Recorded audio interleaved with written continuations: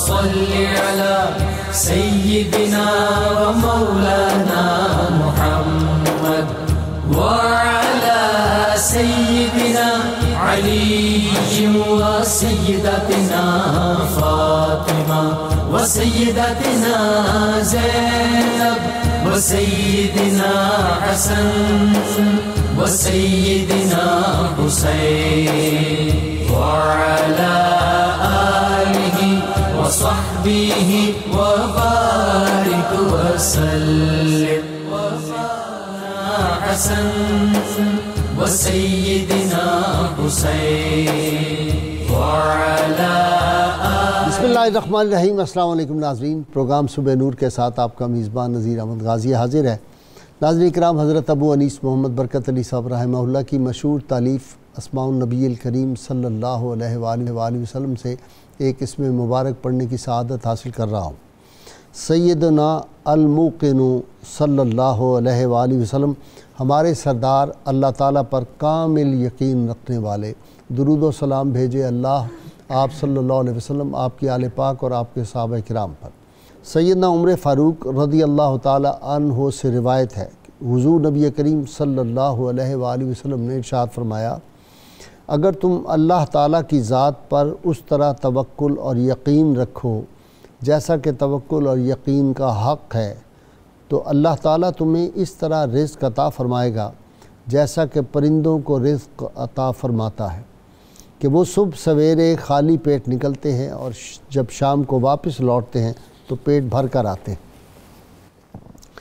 ناظرین کرام، lord Curzon viceroy Hindustan پر حکومت کر کے جب واپس جاتا ہے اپنا ٹینیور ختم کر کے، تو اس کو جرنلسٹ صحافی وہاں کے پوچھتے ہیں کہ بر صغیر میں آپ نے اتنی دیر حکومت کی، وہاں کی کوئی خاص بات سنائیں۔ وہ کہتا ہے بس ایک بات بہت عجیب و غریب میں نے دیکھی، وہ یہ تھی کہ ہندوستان پر اگرچہ ہماری حکومت تھی بندوق کے زور پر، لیکن لوگوں کے دلوں پر حکومت وہاں کی دو قبریں کرتی ہیں۔ تو وہ بڑے حیران ہوئے، انہوں نے کہا وہ دو کون سی قبریں ہیں؟ اس نے کہا ایک خواجہ غریب نواز معین الدین چشتی اجمیری ہیں اور دوسرے اورنگزیب عالمگیر ہے، یہ لوگوں کے دلوں پر حکومت کرتے ہیں۔ ناظرین، آج ہم اسی ایک شخصیت کا جس نے دلوں پر حکومت کی ہندوستان کے نہ صرف مسلمانوں پر بلکہ غیر مسلموں پر بھی، اور اس کا ثبوت یہ ہے کہ جب اس کا جنازہ اٹھا تھا 50 برس حکومت کرنے کے بعد، تو احمد نگر سے جب اس کا جنازہ اٹھایا گیا اور اس کا تابوت لے کے جا رہے تھے دفنانے کے لیے ان کے وصیت کے مطابق ان کے مرشد کریم کی خانقاہ میں، تو اس وقت حالت یہ تھی کہ دونوں طرف کھڑے ہوئے، انگریز مصنف لکھتا ہے کہ دونوں طرف سڑک کے کھڑے ہوئے لوگ لاکھوں کی تعداد میں اس طرح رو رہے تھے جیسے ان کا باپ فوت ہو گیا ہو۔ اس میں ہندو بھی تھے، اس میں سکھ بھی تھے، اس میں مسلمان بھی تھے۔ یہ ایسا درویش صفت حکمران کے پورے ہندوستان پر حکومت کی، دکن سے بنگالہ تک اور بنگالہ سے آسام تک اور ادھر کابل اور قندھار تک اور سندھ تک اس کی حکومت پھیلی ہوئی تھی۔ تمام فیصلے جو تھے وہ شریعت اسلامیہ کے مطابق ہوتے تھے، اور آپ کو پتہ ہے کہ فتاوی عالمگیری جو ہے وہ اتنا بڑا شریعت اسلامیہ پہ کام ہوا ہے جو ایک تاریخی کام ہے۔ حالت یہ تھی، اتنا بڑا بادشاہ 50 برس پورے ہندوستان پہ حکومت کرتا ہے، ہندوستان سونے کی چڑیا ہے، اور اس کے باوجود جب اس کا وصال ہوتا ہے تو وہ کہتا ہے 4 روپے 2 آنے میں نے کمائے تھے ٹوپیاں سی کر، اس سے میرے کفن دفن کا انتظام کیا جائے، اور 305 روپے میں نے کتابت کی تھی قرآن حکیم کی اور اسلامی کتابوں کی، وہ پیسے جو ہیں وہ غرباء میں تقسیم کر دیے جائیں۔ اور جب اس کا پیرہن دیکھا تو اس پہ کئی جو تھے وہ پیون لگے ہوئے تھے۔ یہ ایسا حکمران تھا جو رعایا کے لیے صبح و شام 12 گھنٹے 90 سال کی عمر میں بھی وہ شخص جو تھا وہ عوام کی فلاح و بہبود کے لیے جاتا تھا، اور اس کا دور وہ تھا جب کالج اور یونیورسٹیوں کی بہار آئی ہوئی تھی۔ یہ وہی بندہ تھا جس نے بڑی بڑی یونیورسٹیاں خرید کر فرنگی محل کا مدرسہ خریدا، وہاں پہ ایک بین الاقوامی یونیورسٹی قائم کر دی تھی۔ اسی طرح ٹھٹھا میں آپ سن کے حیران ہوں گے 400 کالج صرف ٹھٹھا میں قائم کر دیے تھے، جونپور میں، سیالکوٹ میں، دہلی میں، آگرہ میں، سیالکوٹ، یہ تمام علاقوں میں تعلیمی اداروں کا ایک جال بچھا دیا تھا، اور یہ وہ حکمران تھا جس کے دور میں کوئی کھانے پینے کی چیزوں پر ٹیکس نہیں تھا۔ جو لوگوں کے استعمال کی چیزیں ہیں، کوئلہ ہے، لکڑی ہے، جلانے کے اوپلے ہیں، جو چیزیں ہیں اس پہ کوئی ٹیکس نہیں، پھل پہ کوئی ٹیکس نہیں، نہ شہر میں آنے کے لیے نہ جانے کے لیے، گوشت پہ کوئی ٹیکس نہیں۔ عوام کی خوشحالی کا یہ عالم ہے کہ ہر طالب علم کو وظیفہ ملتا ہے، اور ساری سلطنت کے لوگ، چاہے وہ دیہات میں رہتے ہوں، شہروں میں رہتے ہوں، قصبوں میں، سب پہ تعلیم لازم تھی اور سب تعلیم حاصل کرتے تھے۔ یہ وہ حکمران تھا جس نے بر صغیر کو ایک جنت نظیر نمونہ بنا دیا تھا۔ بعض جو بد نصیب لوگ میں کہوں گا، کم ظرف لوگ اور جن کو نہیں کوئی پتہ ہوتا، وہ اس پہ انگلیاں اٹھاتے ہیں، وہ کہتے ہیں جی اس کا سلوک فلاں کے ساتھ اس طرح نہیں تھا، فلاں کے ساتھ نہیں تھا۔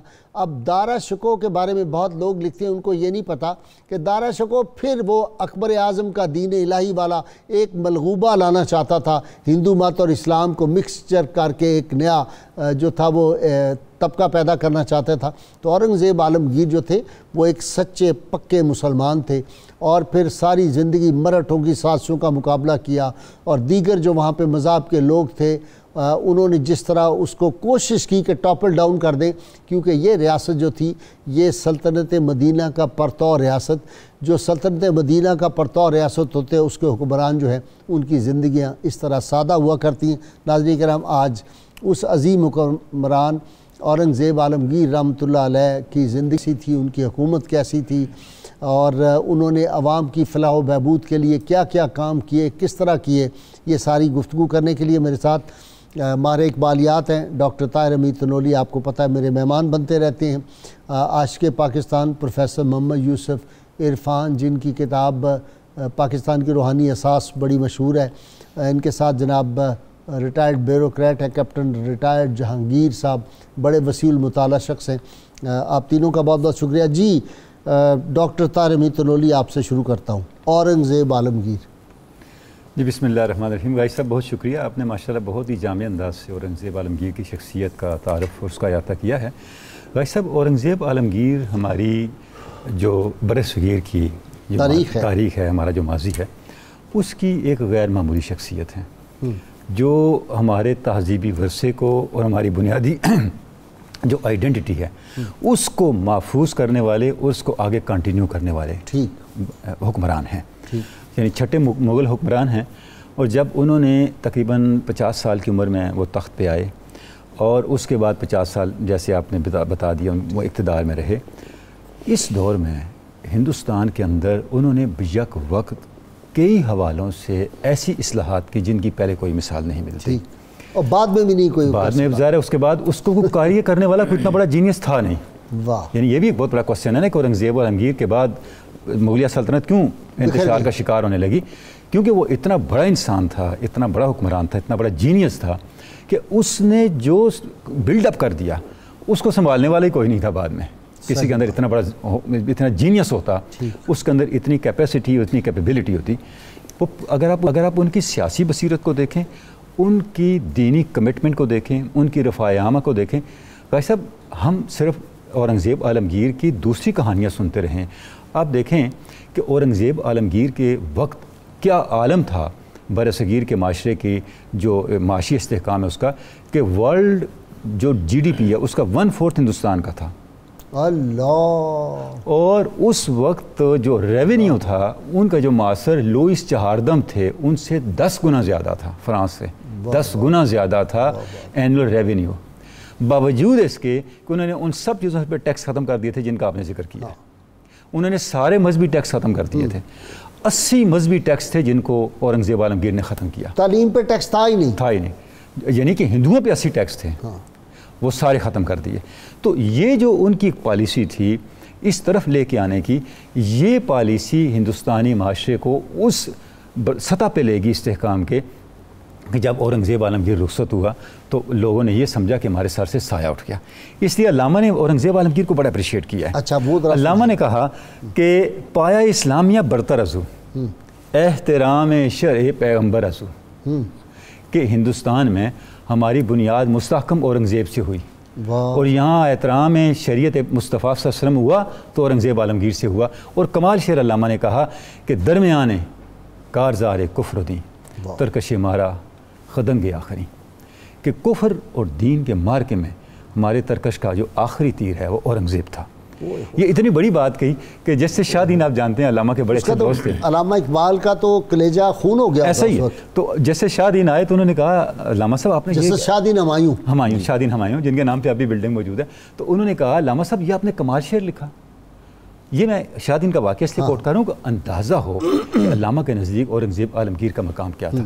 تو علامہ نے کہا شاہ دین شاید آپ کو پتہ نہیں ہے، یہ شعر درمیان کارزار کفر دین ترکش مارا خدنگ آخری میری 40ویں کوشش ہے۔ اچھا 40 دفعہ میں نے اس شعر کو ریوائز کیا تاکہ میں اورنگزیب عالمگیر کا جو کریکٹر ہے اس کو سارے کو صحیح طور پہ آگے منتقل کر سکوں۔ تو یعنی یہ اندازہ ہے اس کا۔ اچھا اس کے بعد پھر علامہ نے اس طرف وہ آ گیا، اس پہ ہم بات کریں گے۔ ہوا یہ کہ آگے چل کر کے اورنگزیب عالمگیر کی شخصیت کو مسخ کیا گیا اور اس شخصیت کو ڈیمیج کرنے کی کوشش، لیکن غازی صاحب آپ دیکھیں کہ پھر مخالفین نے اس کی گواہیاں دیں۔ آپ مسلم ہسٹورینز کو چھوڑ دیں، جو غیر مسلم ہسٹورینز ہیں، ویسٹ کے لوگ ہیں، ہندو مورخین ہیں، انہوں نے پھر لکھا کہ اورنگزیب سے زیادہ متحمل مزاج، رواداری والا اور عوام کی فلاح و بہبود کا لحاظ رکھنے والا حکمران ہندوستان نے نہیں دیکھا۔ اچھا یوسف یہ جو بات ڈاکٹر تنوری نے کی ہے، آپ یہ دیکھیں کہ جو غیر مسلموں کے انسٹیٹیوشن تھے، ایجوکیشن انسٹیٹیوشن، ان کو بھی جاگیریں بھی دی ہوئی تھی، ان کو چندہ بھی دیتا تھا، ان کو کہتا اپنی تعلیم جس طرح آپ چاہیں۔ یعنی یہ رواداری جو ہے یہ کون، لیکن اس بات کو چھپایا جاتا ہے۔ لکم دینکم ولی دین، وہ اس آیہ قرآنی کی تفسیر تھے۔ اور اورنگزیب علیہ الرحمہ جو ہیں یہ پاک و ہند کی تاریخ کا ایک مائل سٹون ہے، سنگ میل ہیں۔ ٹھیک۔ اور ابھی ذکر ہو رہا تھا کہ ترکش مارا خدنگ آخری، اور تو حضرت جب قائد اعظم علیہ الرحمہ کی تدفین ہو رہی تھی، اس وقت جو ارد گرد علماء اور اولیاء اللہ تھے، ان کی زبان سے ایک لفظ نکلا کہ آج ہم اورنگزیب عالمگیر رحمۃ اللہ علیہ کے بعد ہندوستان کا سب سے بڑا مسلمان دفنا رہے ہیں۔ وہ روایت ختم نہیں ہوئی۔ جیسے ابھی آپ نے کہا کہ لوگ ان کے یعنی ان کے خلاف زیادہ لکھتے ہیں، خلاف اسی کے لکھا جاتا ہے جس نے کچھ کام کیا ہو۔ احتساب جو ہے وہ انہوں نے قائم کیا اور کہا کہ معاشرے کی اصلاح جو ہے یہ ریاست کے استحکام کا باعث بنتی ہے، اور بے حیائی کسی بھی دین میں نہیں تھی، لہٰذا انہوں نے شراب بھی بند کی، انہوں نے گانا بجانا بھی بند کیا، اور انہوں نے منشیات ساری ٹوٹل، ہاں جی، اور ساتھ یہ کہ جو دربار سے وابستہ شعراء تھے، رقاص تھے اور بھانڈ تھے، یہ ان لوگوں کو مناسب پینشن دے کے فارغ کیا، اور دربار کی شناخت جو تھی وہ قرآن و سنت رکھی۔ اور پھر یہ ہے کہ اس میں جو یعنی ہمارے اسلامی معاشرے میں غیر اسلامی روایات تھیں وہ ختم کی، اور قرآن کی ترویج کے لیے نجم القرآن، اچھا کوئی جعلی صوفی کونسل نہیں بنائی؟ نا نا نا نا نا، اور وہ خود صوفی تھا، اور پھر یہ صوفی کونسل بنانے کی ضرورت ہے کسی ولی اللہ کی ہمت نہیں تھی، وہ سب جانتے تھے کہ زندہ پیر ہے، یہ درویش بادشاہ ہے۔ اور مسلمان، یہ عجیب حیرت کی بات ہے کہ اکبر اعظم جسے مہابلی بھی کہتے تھے، شاہ جہان کے زمانے میں جب ہندوؤں نے اتنی قوت پکڑی اپنی یعنی اینٹی مسلم، تو 2 بار مسجد اور ملک مزار کی توہین کرنے کی کوشش کی۔ اورنگزیب علیہ الرحمہ وہ شخصیت ہیں جن کی آج تک غیر مسلموں کی بھی ہمت نہیں ہوئی، جیسے ابھی آپ نے ذکر کیا تھا کہ عوام کے دلوں میں راج کرتے تھے، اور اس کا مقصود یہ تھا کہ اللہ تعالیٰ نے ریاست اور حکومت اگر دی ہے تو یہ ایک امانت ہے، اس امانت کا بوجھ جو ہے یہ برداشت کرنا یہ ہر ایک کی بات نہیں۔ وہ 24 گھنٹے میں صرف کل 3 گھنٹے سوتے تھے، اور تمام یعنی نظام ایسا تھا انصاف کا کہ بادشاہ ہو یا محکوم ہو، اپنے لیے بھی پورے ہندوستان میں اجازت تھی کہ اگر کسی کو اورنگزیب سے شکایت ہے تو وہ رپورٹ درج کرائے۔ اور پھر یہ ہے کہ نظام کو ڈیولپ کرنا، جس کی وجہ سے اورنگزیب علیہ الرحمہ جیسا آدمی دوسرا تو نہیں تھا، مگر 150 سال ریپوٹیشن پہ سسٹم چلتا رہا کہ اورنگزیب جو ہے اتنا مضبوط کر گئے تھے، سیاسی اعتبار سے، عسکری اعتبار سے، معاشی اعتبار سے، سماجی اعتبار سے، کیونکہ اگر معاشرے میں لوگوں کو اچھی عادات ہوں گی تو معاشرہ زیادہ زندہ رہے گا، اور اگر آدمی سست اور کاہل ہوگا تو وہ ڈوب جائے گا۔ اب اس میں دیکھیے کہ جہاں تک یہ غیر مسلموں کے ساتھ تعلق ہے، انہوں نے اسلام میں تو ویسے ہی یعنی اجازت نہیں ہے کہ لا اکراہ فی الدین، کسی کو آپ زبردستی لائیں۔ اسلام میں اورنگزیب پہ یہ الزام لگایا جاتا ہے یہ مذہبی تعصب تھا، تو مذہبی تعصب تو اندلس میں تھا، مذہبی تعصب تو بوسنیا میں ہے، اس شخص اور یہ آج انڈیا میں ہے کہ جو مسلمانوں کو مار رہے ہیں۔ اورنگزیب علیہ الرحمن نے تو اپنے دور میں کبھی نہیں کیا، ہندوؤں کو جو جائیداد دی ہیں وہ جاری تھی، وہ آج بھی لوگوں کے پاس موجود ہیں، مندر بنائے اور اشنان گھاٹ۔ ایک منٹ، انگلش وہ کون سا ہے رائٹر آر سے جس کا شروع ہوتا ہے؟ فورسٹر؟ نہیں یار، آر سے، یہ انگلینڈ کا تھا بہت بڑا۔ رسل نے ایک جگہ لکھا ہے، میں نے پڑھا تھا کہ اگر بر صغیر میں مسلمان یا اورنگزیب زبردستی لوگوں کو مسلمان کرتے تو میجورٹی مسلمانوں کی ہوتی ہے۔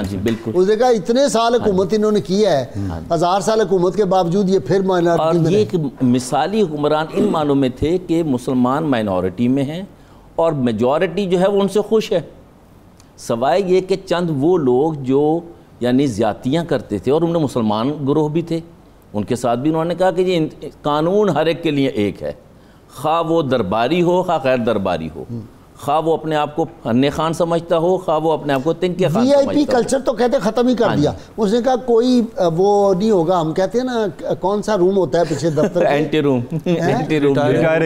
ریٹائرنگ روم، وہ اس نے کہا کوئی ریٹائرنگ روم نہیں ہوگا، جو بندہ آئے گا بڑا ہے چھوٹا سامنے اوپن کچہریاں لگے۔ اچھا جی، آپ کی طرف کپتان صاحب آ جاتا ہوں۔ انہوں نے کہا کہ پورے ملک میں دیکھو جہاں جہاں زمین ہے اور کاشت نہیں ہو رہی اس کو قابل کاشت بنایا جائے اور زمین کاشت ہو، اور اگر موسمی کسی وجہ سے یا کسی وبا کی وجہ سے وہ فصل جو ہے نہیں دیتی تو اس پہ کوئی ٹیکس نہیں لگے گا۔ بسم اللہ الرحمن الرحیم۔ اورنگزیب عالمگیر رحمۃ اللہ علیہ ایک شاندار حکمران تھے، عادل حکمران تھے۔ ان کا طرز حکمرانی سمجھنے کے لیے اگر ہم ذرا یہ ڈسکس کریں کہ ایک حکمران کے پاس کیا جواز ہوتا ہے حکومت کرنے کا، ٹھیک، یہ استخلاف فی الارض کا مسئلہ ہے۔ اللہ کے نظام کو نافذ کرے اور اس حد تک فقر اختیار کرے کہ اپنی ذات کو بالکل تعیش والی زندگی سے نکال دے، ٹھیک، سراپا خدمت ہونا چاہیے حکمران کو۔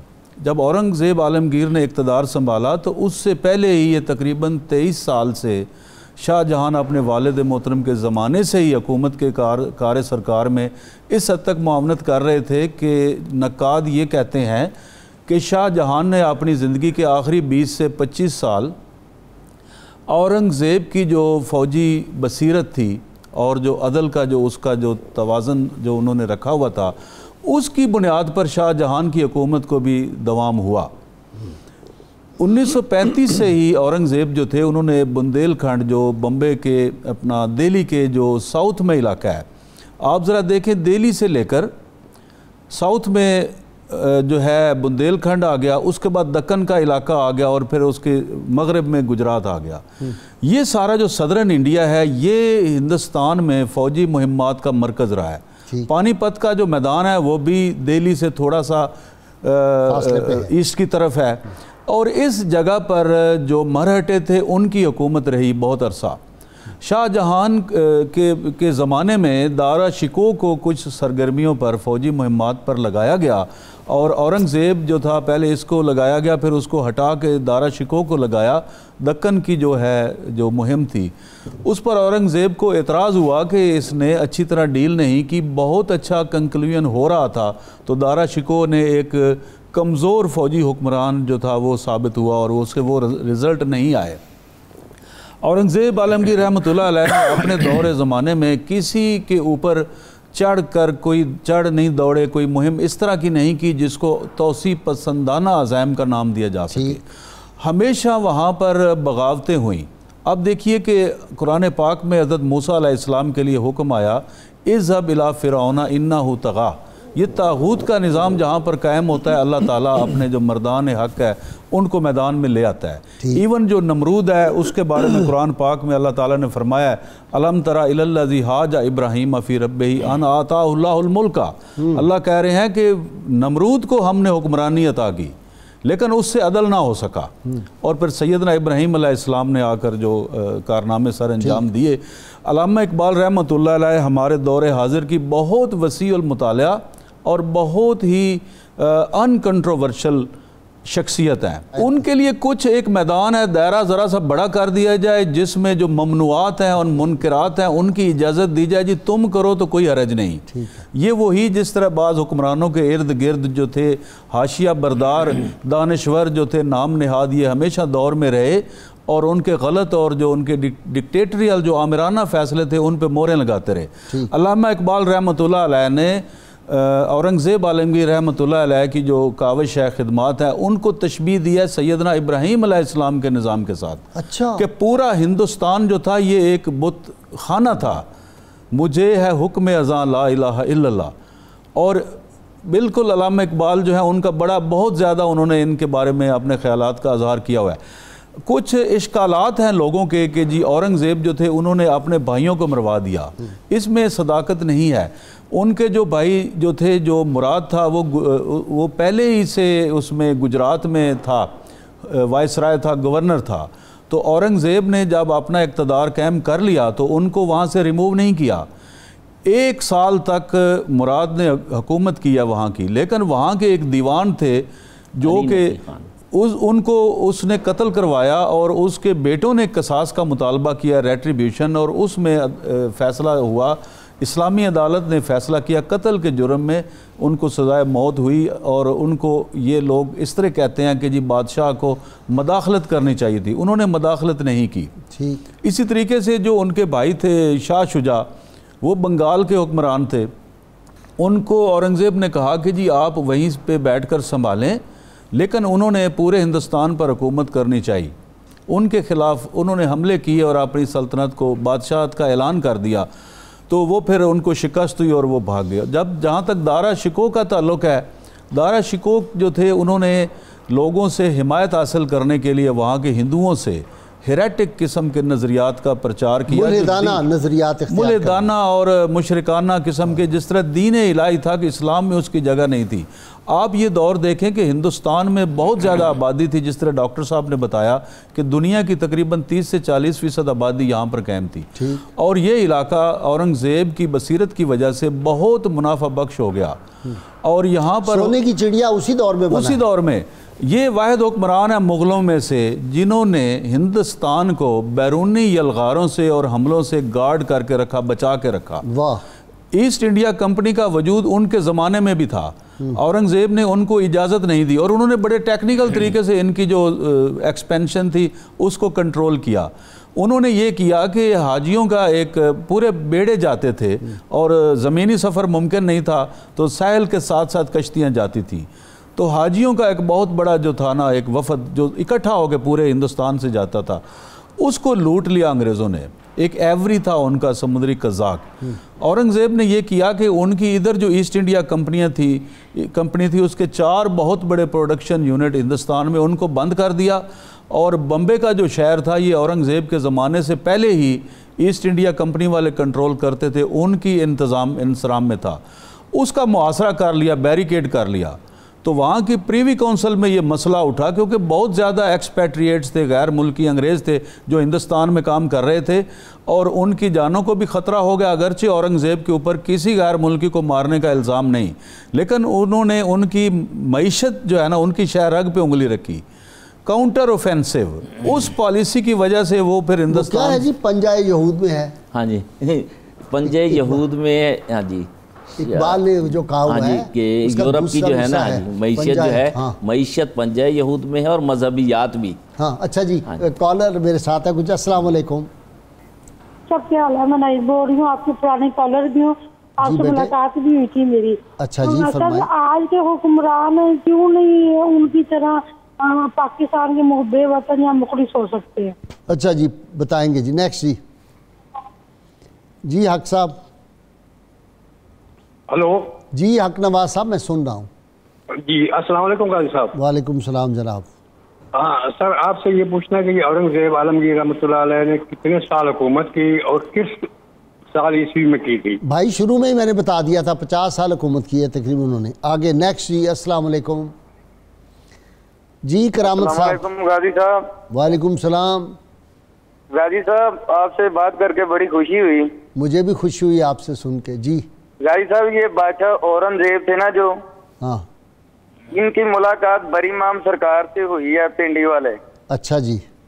اور ان کے ایک بھائی تھے شہزادہ احمد, ہاں, جنہوں نے بادشاہی چھوڑ کے بری امام سرکار کی مریدی کی. اچھا. اور ان کا مزار بھی نا شہزادہ احمد کا بری امام سرکار کے دربار کے باہر ہے. ٹھیک ہے جی, ٹھیک, بہت شکریہ. نیکسٹ جی. جی اسلم صاحب. السلام علیکم سر. وعلیکم السلام ورحمۃ اللہ. سر جیسے کہ تمام اساتذہ کرام نے بتایا ہے کہ اورنگزیب عالمگیر نے اپنی طرز حکمرانی میں بہت اچھے کام کیے. آج کے دور میں ہمیں جو یہ نصاب سے بھی نکال دیا گیا اور وہ حکمرانوں کو سیکھنا چاہیے ان سے. ٹھیک ہے, ان کے جو اقدامات سے اچھے اقدامات. صحیح, آپ صحیح فرما رہے ہیں. جی ناظرین کرام بہت مختصر وقفہ ہوگا, درود پاک سنتے پڑھتے ہیں, ہمارے ساتھ رہیے گا. اللهم صل على سيدنا ومولانا محمد وعلى سيدنا علي وسيدتنا فاطمة وسيدتنا زينب وسيدنا حسن وسيدنا حسين وعلى وصحبه وبارك وسلم. اللهم صل على سيدنا ومولانا محمد وعلى سيدنا علي وسيدتنا فاطمة وسيدتنا زينب وسيدنا حسن وسيدنا حسين وعلى آله وصحبه وبارك وسلم. وعلى آله وصحبه وبارك وسلم. ویلکم بیک ناظرین کرام. جی ڈاکٹر تنولی صاحب آپ ذرا بتا دیں, وہ انہوں نے کہا کہ اورنگزیب عالمگیر کا دور اور بری امام کا آپس میں تعلق. جی ہم اثر تو ہیں. اچھا, ہم اثر ہیں. ٹھیک ہے. تو ممکن ہے ملاقات بھی ہو, اور ممکن ہے ان کے کسی عزیز جو ہے اورنگزیب عالمگیر کا وہ ان کا عقیدت مند بھی ہو, کیونکہ یہ تو ہمارے سامنے کزن ہو, رشتہ دار ہو, تو وہ بھی تو بھائی کہتے ہیں. ہم دیکھتے ہیں کہ اس دور کے جتنے بھی بڑے لوگ تھے ان کے صوفیاء کے ساتھ نسبت ہے. خود ان کا کہنا. بالکل. اچھا جی کپتان صاحب آپ ذرا بتا دیں, وہ کہہ رہے ہیں کہ نصاب میں پہلے ہوتا تھا, ہم نے تو پڑھا ہوا ہے جب ہم طالب علم تھے, تو اس دور میں تو اورنگزیب عالمگیر تھا بیچ میں ہمارے. جی یہ ہم نے بھی پڑھا ہوا ہے. کچھ پہلے زمانے میں جو مشاہیران اسلام ہیں ان کی حیات کے بارے میں طالب علموں کو پڑھایا جاتا تھا, لیکن ایک بہت زیادہ ایک ڈسپلن ایک قائم ہو جاتا ہے اوامر و نواہی کی شکل میں. لوگ تھوڑی سی آزادی چاہتے ہیں. اورنگزیب عالمگیر رحمۃ اللہ علیہ کے اوپر یہ الزام لگایا جاتا ہے کہ جی انہوں نے مندر گرائے. جو مستشرقین ہیں, جو غیر ملکی رائٹرز ہیں, انہوں نے بڑے وثوق کے ساتھ لکھا ہے. میرا اس کے اوپر بہت زیادہ میں نے ورکنگ کی ہوئی ہے. 12 سے 15 تک مندر ہیں جن کو گرایا گیا, لیکن جن مندروں کی تعمیر انہوں نے کروائی اپنے بجٹ سے, ان کی تعداد گنی نہیں جا سکتی. اتنے تھے سینکڑوں. ایک حکمران تھے جسونت سنگھ. اورنگزیب کا نظام یہ تھا کہ ہندوستان میں جو یہ پرنسلی اسٹیٹ تھی, جو ریاستیں تھیں, جہاں پر عدل کا نظام تھا ان کو ڈسٹرب نہیں کیا اور ان کو شرائط کے ساتھ چلنے دیا گیا. ان میں سے ایک جو جودھ پور کی حکومت تھی, وہاں کا جو تھا, جو راجہ تھا جسونت سنگھ, انہوں نے اپنے زمانے میں بہت سی مساجد گرا کر وہاں پر مندر بنا دیے. یہ اورنگزیب کی حکومت میں ہوا ہے. اچھا. ان کو منع نہیں کیا. انہوں نے کہا آپ وہاں کے حکمران ہیں اور آپ عدل کے ساتھ حکومت کریں. اگر وہاں پر مسلمان نہیں ہیں یا کم ہے تو مندر آپ بناتے ہیں تو بالکل آپ ظلم نہ کریں. لیکن اس کی حکومت کو ٹاپل نہیں کیا, حتیٰ کہ 1670 میں ان کی وفات 22 سال ان کے ساتھ گزارے. واہ. اچھا جی یہ تفصیل آپ سے سنتا ہوں. ڈاکٹر تنولی صاحب کی طرف آ جائیں.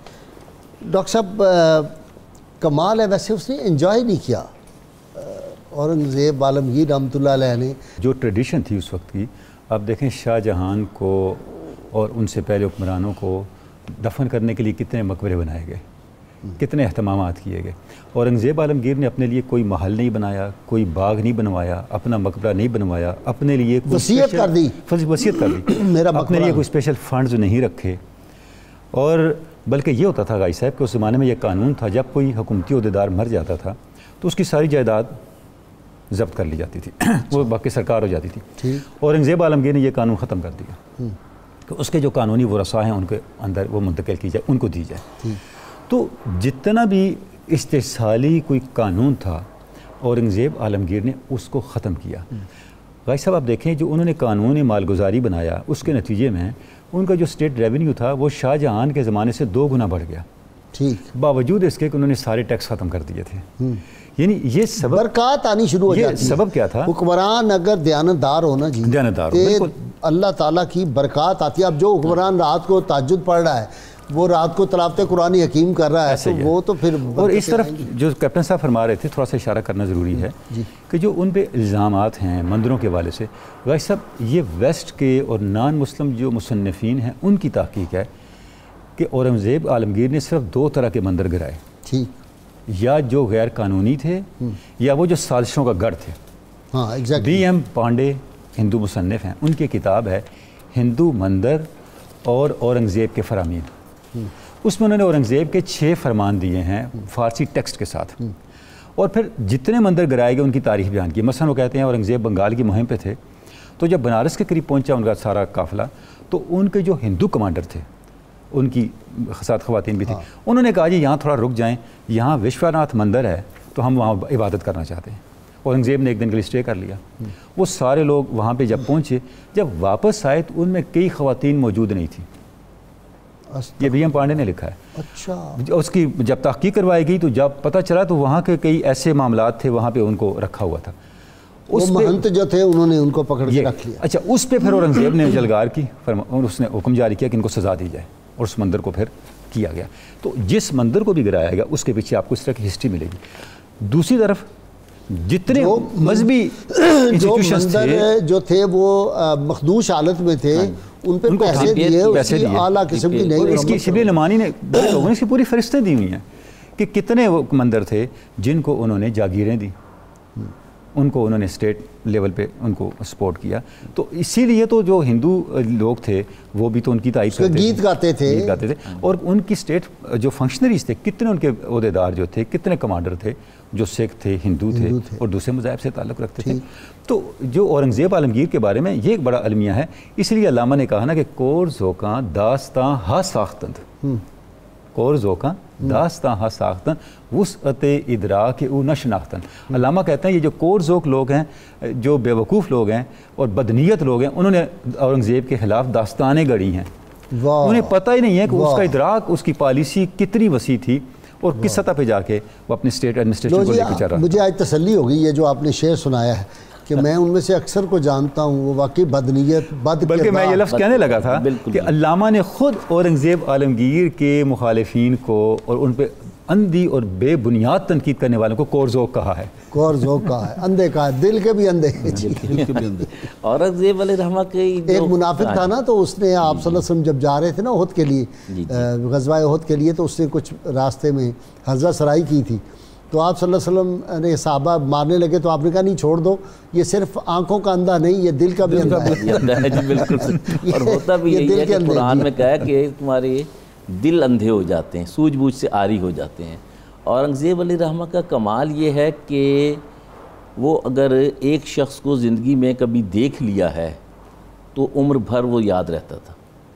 حافظہ اتنا تھا کہ قرآن حفظ کیا سلطان بننے کے بعد یعنی ہاں جی قرآن حفظ کیا ماشاءاللہ، اور پھر قرآن کا انڈیکس تیار کرایا نجم القرآن کے نام سے۔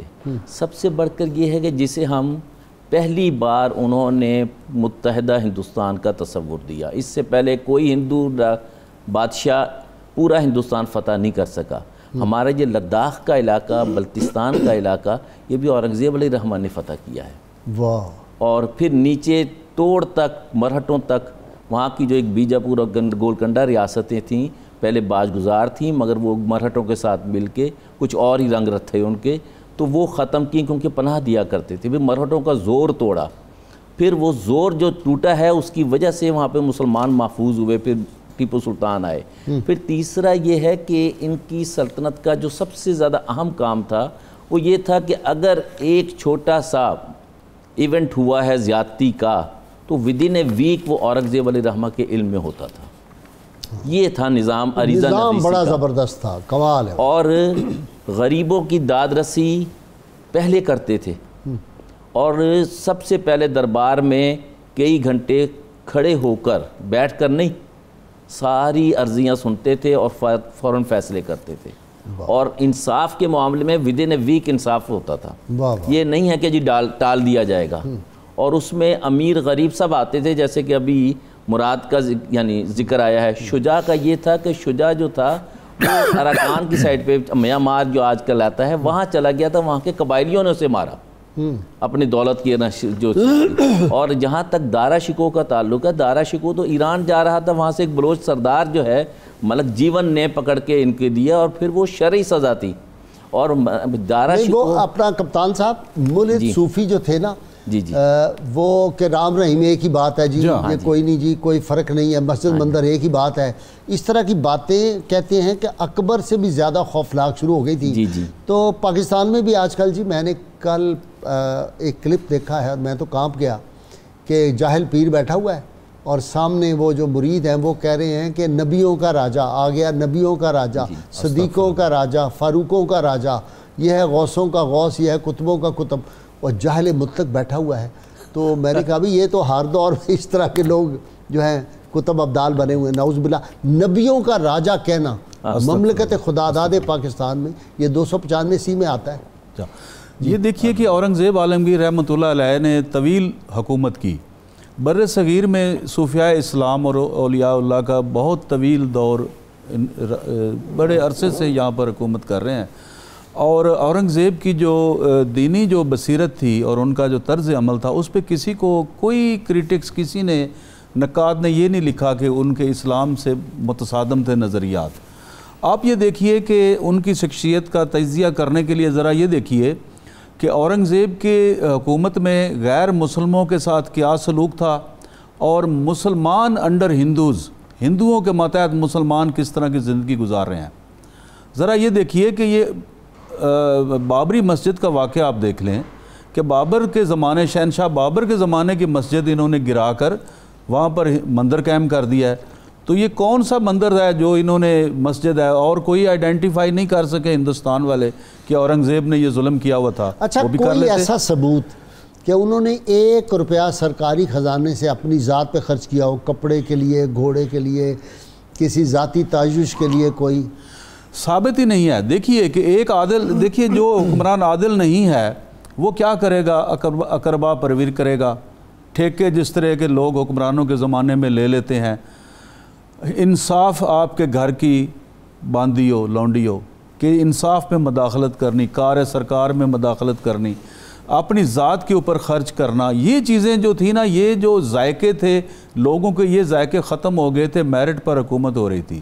بیمار ہو گیا، حکماں نے کہا جی یہ کیا آپ کر رہے ہیں، صرف جو کی روٹی اور مکی کی روٹی کھاتا تھا، ایک روٹی کھاتا تھا سادہ سی کسی چیز کے ساتھ، مرچ کے ساتھ بھی کھا لیتا تھا۔ انہوں نے کہا جناب اچھی خوراک کھانی شروع کریں آپ۔ کمال ہے ویسے۔ دیکھیے صحابہ کرام رضوان اللہ اجمعین، ان کی تو خاک تک کوئی نہیں پہنچ سکتا، لیکن جو کاوش ہے، جو کوشش ہے ایک حکمران کو وہاں سے جو روشنی اور بصیرت حاصل کرنی چاہیے، ان کی حیات طیبہ سے روشنی حاصل کرنی چاہیے، اس میں اورنگزیب نے کمال مظاہرہ کیا، جرت کا اور اخلاق کا اور فقر کا مظاہرہ کیا۔ کئی باتیں فاروق اعظم رضی اللہ تعالیٰ عنہ کی ملتی ہیں، جھلکیاں ملتی ہیں۔ آپ دیکھیے ان کے بعد کوئی ایسا حکمران نہیں آیا کہ جن کی شخصیت کے اوپر تعیش پرستی کا الزام لگاؤ۔ ایک بادشاہ جو ہے وہ پہلا کام کیا کرے گا؟ اگر اس کو موقع مل جائے، کھلی چھٹی مل جائے، تو اپنی جو ذات کی حوث ذات کے لیے کام کرے گا، آسانیاں پیدا کرے گا، انصاف میں مداخلت پیدا کرے گا۔ ایک یہ وجہ تھی کہ بہت سے لوگ اورنگزیب کے ساتھ نہیں چل سکے، جن کو اکبر کے زمانے سے مراعات دے کر ساتھ ملایا ہوا تھا۔ صحیح پوچھئے تو اکبر اعظم کا جو زمانہ تھا وہ ایک اچھی عمدہ اتھارٹی کی مثال نہیں ہے، ملٹری پاور کی مثال نہیں ہے۔ یہ ڈپلومیٹک تعلقات کے ذریعے لوگوں کو ساتھ ملایا ہوا تھا اور لوگ اپنی مرضی سے رہ رہے تھے. جب اورنگزیب عالمگیر رحمۃ اللہ علیہ کی وفات ہوئی تو اس کے بعد جو حکمران آئے ان کی فوجی پالیسی اچھی نہیں تھی. صرف 17 سال کے بعد اتنے کم عرصے کے اندر مغلیہ سلطنت کا جو دائرہ کار محدود ہو کر تقریباً دہلی تک رہ گیا. ایسا ہی ہے. پرنسپیلٹیز قائم ہوگی. وہاں بھی نہیں تھا، وہ انگریزوں کا وائس رائے کا حکم چلتا تھا. مرکزیت. اچھا جی ڈاکٹر صاحب ایک بات آپ نے دیکھی، تعلیم پر بڑا زور تھا. 2 کام بہت کیے ہیں. پہلا تعلیم، نمبر 2 زراعت، اور تیسرے نمبر پہ پھر انڈسٹری. کمال. اور انڈسٹری نہیں لگائیں آپ، کوئی ٹیکس نہیں ہے. تعلیم پہ اتنا زور تھا کہ ابھی آپ نے ٹھٹھا کی مثال دے دی. ٹھٹھا کی جو بادشاہی مسجد اب بھی عالمگیری مسجد آپ جا کے دیکھیں، وہ انجینئرنگ کا بھی عجیب شاہکار ہے. دیکھیے میں نے بڑی یعنی اگر آپ صرف جہاں پہ امام کھڑا ہوتا ہے وہ بات کرے، پوری مسجد میں سینکڑوں لوگ ایسے سنتے ہیں میرے پاس بیٹھا ہوا بات کوئی کر رہا ہے. کمال ہے ویسے. یعنی ایسی اس کے اندر کیا آج کے یعنی کیا اس سے اندازہ کریں کہ اس زمانے میں کیا نظام تعلیم و تربیت تھا جس سے ایسے لوگ نکلے نے جنہوں نے یہ فن پارے بنائے. مدرسہ رحیمیہ جو تھا، جامع رحیمیہ دہلی میں قائم کیا. اور جب تعلیم کا ذکر ہم کر رہے ہیں تو ہم نے آپ نے فرنگی مال کا ذکر کیا جس کو سب کانٹیننٹ کا کیمبرج کہا جاتا ہے. اتنا بڑا وہ سیٹ آف لرننگ تھا، اتنے بڑے بڑے علماء اور اتنی ایک ٹریڈیشن وہاں اسٹیبلش ہوئی. ایک بڑا اہم پہلو جو تھا ان کی علمی اور اس خدمات کا جس کا ہم ذکر نہیں کر سکے وہ ہے فتاوی عالمگیری.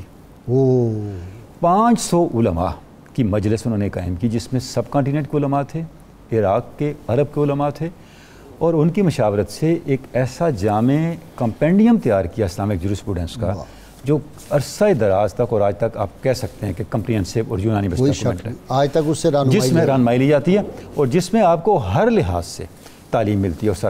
اور اس کے حصے آپ دیکھیں ان کی انٹرسٹ کا یہ عالم تھا اورنگزیب کی کہ جب وہ کچھ حصہ لکھتے تو اورنگزیب عالمگیر کو سنایا جاتا. وہ اس میں کمی بیشی بھی کرتے اور اس کے اندر اپنی ایڈوائس بھی دیتے. یعنی اس سے دیکھیں کہ ان کی علوم دینیہ کے اندر ان کی جو رسوخ تھا کیا عالم تھا. ہر وہ بری رسم جو پہلے بادشاہوں نے رواج دی تھی اس کو انہوں نے ختم کر دیا. ہوتا یہ تھا جب بادشاہ آتا تھا تو ایک رسم ہوتی تھی جس سے دن کا آغاز ہوتا تھا، اسے کہتے تھے درشن جروکا. اچھا، درشن جروکا کا مطلب یہ ہے جب تک بادشاہ کا درشن نہیں ہوگا دن کی کسی ایکٹیویٹی کا آغاز نہیں ہوگا. اچھا، اگرچہ کہ سجدہ ختم ہو چکا تھا لیکن فرشی سلام موجود تھا. اورنگزیب نے یہ سب ختم کیا اور جو شرعی طریقہ ہے اس کو جو ہے وہ لاگو کیا، رائج کیا. 20 جو عیاشیاں تھیں شہزادوں کی اور حکمران خاندان کی، ان سب عیاشیوں کو بیان کر دیا. آپ ان کے کھانے کا ذکر کر رہے ہیں، اورنگزیب عالمگیر کے تذکروں میں ملتا ہے کہ ان کا کوئی باورچی نہیں ٹکتا تھا. لوگ آتے تھے کہ یہاں بادشاہ کا ہے مطبخ اور بڑے مزے ہوں گے اور ودن 1 ویک بھاگ جاتے تھے. تو اس کی وجہ یہ وہ دیکھتے ہیں یہاں تو کھچڑی کے علاوہ کچھ ہوتا نہیں ہے. اب جہاں تک یہ اورنگزیب علیہ الرحمہ کا تعلق ہے، اگر ان کے دور کو پراپرلی اسٹڈی نہ کیا جائے تو ان کی شخصیت سمجھ میں نہیں آتی. ٹھیک. ان کے دور میں سیاسی بحران بھی تھے بہت، اور جی مراٹھوں نے تو سانس ہی نہیں لینے دیا اس کو، اور مراٹھوں کی کمر انہوں نے توڑی ہے. اور یہ نہیں کہ فقط کمر توڑی ہے، انہوں نے دکن کو مثالی صوبہ بنایا، یعنی عوامی فلاحی دار یعنی کام کیے. اس کے بعد معیشت، اس کے بعد راجے مہاراجوں کے ساتھ ٹیکس، اس کے بعد معیشت بہتر کی، معاشرت بہتر کی، اور صنعت تجارت. یہ جو ہے زراعت اور کاشتکاری کو تو وہ سمجھتے تھے کہ اللہ کا انعام ہے اولاد آدم پر کہ جہاں یہ ہوگا وہاں بھوک ننگ نہیں ہوگی. اور یہی سبب تھا جیسے بھی جی ڈی پی کا ذکر ہوا ہے. اور ہم کالونیاں بنانے، ہم نے ساری جو لاہور کے ارد گرد جو باغات تھے، جو فصلیں تھیں، جو زمین زرخیز تھی، اس کو تباہ و برباد کر دیا. اور ہر شہر میں یہی ہو رہا ہے. مجھے تو ڈر لگ رہا ہے کہ کوئی ایسا وقت آ جائے نعوذ باللہ. آپ دیکھیں نا مڈل ایسٹ میں اب وہ جو ٹمپریچر ہے وہ کہاں چلا گیا. اچھا، دوسری جو اہم بات تھی کہ اس دور میں جو الہاد تھا، اب یہ ملا یہ جوگی جو تھا لال داس، اس کے دارا شکو معتقد تھے. وہ بھگوت اور قرآن گیتا کو ایک کتاب کہتے تھے. یہ وہ صورتحال تھی. اب یہ جو ہے سرمد جو ہیں یہ بیسیکلی ایک یہودی تھے جنہوں نے اسلام قبول کیا، سندھ کے رستے سے اندر آئے اور شریعت کے مخالف تھے، نانگے پھرتے تھے اور کچھ اور عادات بھی تھیں. اگر اس کو لباس پہننے کا کہا جائے اور وہ نہ مانے تو سزا جو ہے وہ معاشرہ تو بے حیائی کی طرف چلا جائے گا. پھر یہ ہے کہ اگر قرآن آج بھی دیکھیں رام رحیم تھا، وہ تو قرآن گیتا ایک کر دی گئی. یہ وہ امور تھے جہاں شریعت کی پابندی ضروری تھی اور شریعت کی پابندی یہ نہیں ہے کہ یہ غیر مسلموں کے لیے تھی، یہ فقط مسلمانوں کے لیے تھی، اور مسلمانوں کے اخلاق کو صحیح رکھنے کے لیے احتساب کا محکمہ قائم کیا کہ بھئی یہ چیزیں نہیں ہیں، یہ آپ نے نہیں کرنی، اور آپ نے نماز کی پابندی کرنی ہے، قرآن کی پابندی کرنی ہے۔ اسی طرح غیر مسلموں کو ان کو مذہبی آزادی تھی، یہ نہیں تھا کہ غیر مسلموں کو کہہ دیا کہ یہ آپ نے اسلام کے مندر سارے موجود ہیں آج تک موجود ہیں۔ ہاں یہ جو کہا جاتا ہے، جیسے قائد اعظم علیہ الرحمہ نے کہا تھا کہ in religious sense every one is free, یہ وہ دور تھا، اور اورنگزیب علیہ الرحمہ کا وہ دور ہے جو ایک غیر مسلموں پر حکومت کرنے کے لیے ایک مثالی دور ہے کہ، اور ان کے چاہنے والے غیر مسلم زیادہ ہیں۔ اچھا دوسرا یہ ہے کہ اورنگزیب علیہ الرحمہ کے جو 50 سال ہیں ان کو 2 حصوں میں بانٹا جاتا ہے۔ 25 سال انہوں نے اس علاقے میں پنجاب اور جیسے ابھی بری میں ان کا ذکر ہو رہا ہے، یہ سارے علاقے جو تھے یہ یہاں امن اور استحکام قائم کیا، کابل تک، کابل بھی اچھا جرائم ختم ہو گئے تھے، تقریباً زیرو پہ آ گیا تھا، تقریباً ہی یہی تھا کہ پبلک کو تحفظ دینا، راتوں کو قافلے چلتے تھے، کسی کی جرت نہیں کو انگلی اٹھا اور اس کے بعد پھر فوج کو منظم کیا، اور پھر اس کے بعد جو بڑے بڑے راجواڑے تھے اور بڑے بڑے گروہ تھے ان کو بعد میں ختم کیا۔ پہلے عوام کو سہولت دی، عوام کو امن دیا، عوام کو صنعت دی، عوام کو تجارت دی، عوام کو سکون دیا، عوام کو تعلیم دی۔ تعلیم کے 2 طریقے تھے ان کے پاس، ایک سرکاری مدارس تھے اور دوسرے غیر سرکاری، اور وہ دونوں مدارس کو یعنی اس طرح جیسے بھی آپ نے ذکر کیا پورے ہندوستان میں ہندو جو تھا وہ اپنے مدارس وہ بھی اچھا کمال ہے، جو پہلی جماعت کا طالب علم ہے اس کو 1 روپے مل رہا ہے، دوسری کے 2 روپے، تیسری کے 3 روپے، چوتھی کے ویسے ہی شوق سے لوگ کہتے تھے میرا 1 روپیہ بڑھ جائے اس دور کا۔ اور انہوں نے خود بھی جو تعلیم تھی وہ جید علماء سے حاصل کی تھی، عبداللطیف ان سے سلطان پوری جو تھے، اور پھر سعد اللہ خان، یہ سارے وہ لوگ ہیں جنہوں نے ان کو تعلیم و تربیت دی، اور انہوں نے وہ تعلیم و تربیت مرتے دم تک ہندوستان کا حصہ رکھا۔ اچھا جی کپتان صاحب، یہ جو یوسف ہے یہ ہے تو اس دور کا آدمی، پھر یہ انگریزی کا پروفیسر، باتیں یہ پرانی کرتا ہے، تو میرا تو اس کے بڑا زبردست اختلاف ہوتا ہے۔ ماڈرن دور ہے، ماڈرن لوگ پڑھانے چاہیے، اورنگزیب عالمگیر پڑھائیں، محمد بن قاسم، صلاح الدین ایوبی، نور الدین زنگی، سلطان محمود غزنوی، یہ کیا پرانے لوگ پڑھاتے ہیں؟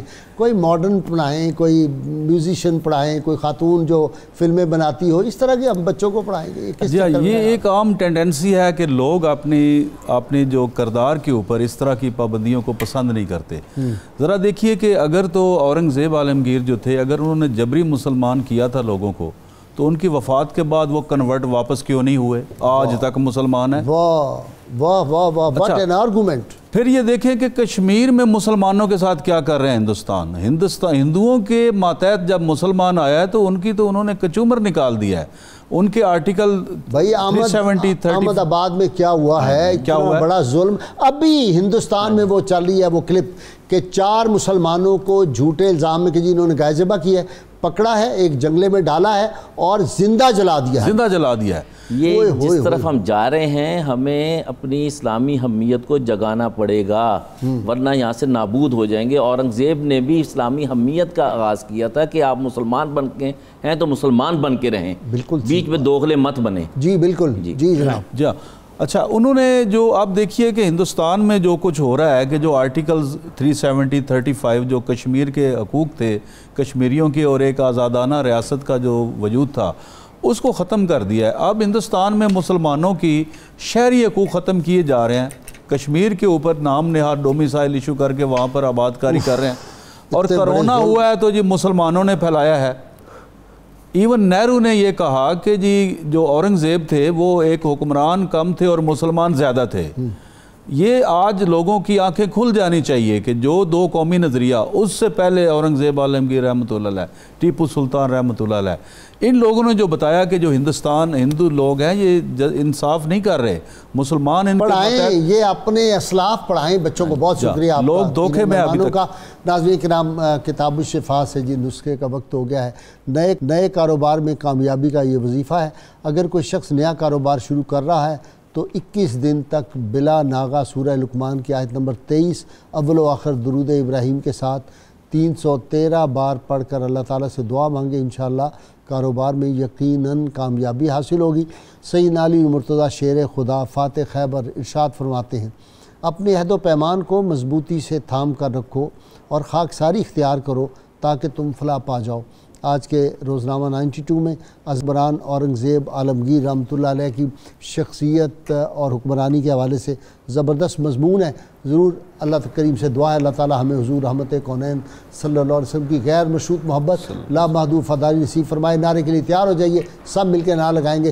پاکستان کا مطلب کیا؟ لا الہ الا اللہ محمد الرسول اللہ صلی اللہ علیہ وآلہ وسلم. اللہم صلی علی سیدنا و مولانا محمد وعلی سیدنا علی و سیدتنا فاطمہ و سیدتنا زینب و سیدنا حسن و سیدنا حسین وعلی آلہ و صحبہ و بارک وسلم.